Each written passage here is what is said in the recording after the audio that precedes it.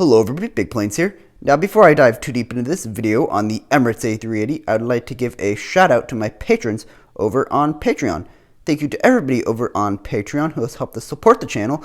We got a lot of new patrons last month, so I'd like to thank all of you for helping to support the channel, and if that is something that you want to do, I will leave a link in the description below. So yeah, it's been about a week since I last updated you on the Emirates A380, and I've actually come a pretty long way. Now just a heads up for today's video, the lighting might be a little bit weird, so I'm going to be fiddling with the exposure to try to make it look as good as it can be. But let's get to sort of what the crux of this video is about, and that is the nose. So in the last video, I had just sort of a rough sketch or sort of a rough outline of what I wanted the nose to look like, and in this video I have a fairly completed nose. Now, is it 100% done? No. There are still some things I'm tweaking here and there, so if it looks a little off in some areas, that's one of the reasons why. But generally, I'm pretty happy with where we're at right now. So I'm going to sort of show you why I came to certain solutions and what it looks like on the inside. So first things first, I pretty much immediately dumped the stepping technique back here. I'm going to try to come around to this side so you can see it better. There we go. Okay, so I pretty much immediately dumped the stepping technique back here because I thought that looked terrible. I pretty much told you that in the last video that I would be doing that, and so I finally did do that. So I got rid of that, and I instead opted for this wedge brick technique. Now, it has its drawbacks, but I think it looks a lot smoother and it keeps sort of the flow of the aircraft going in the right direction. So this is sort of the solution that I've come up with, and I think it works pretty well. It's the smoothest one I've come up with up to this point, so that's that. But I do think this works very well for getting the general shape of the A380. And also keep in mind that I couldn't build anything that was too bulky because there needs to be enough room for an interior in there. So yeah, this is what I've come up with, and it's actually, against all expectations, at least on my part, it's actually pretty sturdy. So I'll show you that in a few minutes, how sturdy it is.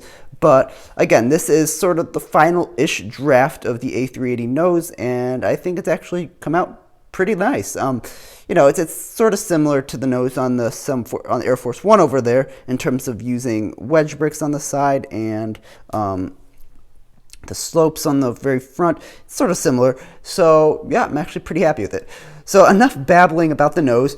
I might continue to tweak it a little bit over the next few weeks to months, but that's pretty much where I'm at this point with the nose. So the inside, I'm going to try to show you the best I can here and get it down to a more comfortable angle. There we go. So there's plenty of room, as you can see, for the shower suites. Apparently they're not spa suites, they're shower suites.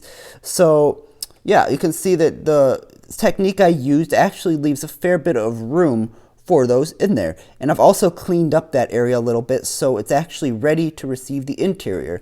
I think I showed this to you in the last video, but that is where the staircase cutout is. And so yeah, one thing I do want to talk about in this video is the upper deck. Now, I know a lot of you guys are anxiously waiting for the upper deck to come along, and so am I. It's one of the key defining features of the A380, and I am waiting for a bricklink order, which should show up in like, what, 3 days? So the order will show up in 3 days, and hopefully I can get a video out to you guys on the upper deck in about a week, maybe a week and a half. So that's what I want you guys to expect for the upper deck video. Once the parts arrive, it should be fairly straightforward. I just basically copy this formula over and stretch it all the way. Now, in terms of upper deck configurations, this is what I'm going to go for. Now, up to this point, all you guys have really seen are the blue chairs up here, and obviously that's not accurate. I will not be using chairs. The upper deck is where the first and business class suites are on the A380. So this is what I'm going to be going with for those. For first class, it's going to be a 1-1-1 configuration.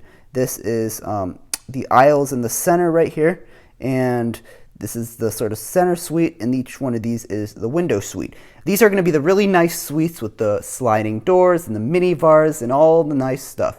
So, and oh, I will also be, I was going to save this for the interior video, but I will also be wiring lamps into each one of these suites using brick stuff, the same lights that I used for like this part. So that's something to look forward to. I will only be wiring lamps into the first class suites. I will not be wiring them into all the business class suites because there are a lot of them, but that is something to look forward to with the first class suites. First class will run from about right here to about right here-ish. So this will be first class, and then the rest of the upper deck will all be business class, because I think most of the upper deck was business class. And obviously the entire lower deck will all be economy. This is all going to be economy. There's going to be hundreds and hundreds and hundreds of those seats in economy on the first deck. So that's definitely going to be a interesting financial situation in terms of all those seats, but we'll figure it out.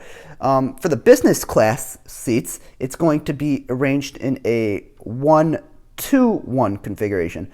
Again, I know this isn't 100% accurate to the A380 or to the Emirates A380 for that matter, but this is Lego scale, so I sort of have to work around the oddly proportioned Lego minifigures. So I want to make things nice and detailed, so that's why I've sort of reduced the capacity a little bit. Again, I want it to look as realistic as possible, but on the other hand, I want to actually be able to have some details in those suites. So that's pretty much it for this video. Again, most of the progress I've made has been to the nose, and I'm pretty happy with it, pretty satisfied. And the next thing I will be working on will be the upper deck. So that's all I really have for this video. Pretty short update, but expect another video on the upper deck very, very soon. So that's all I really have for this one.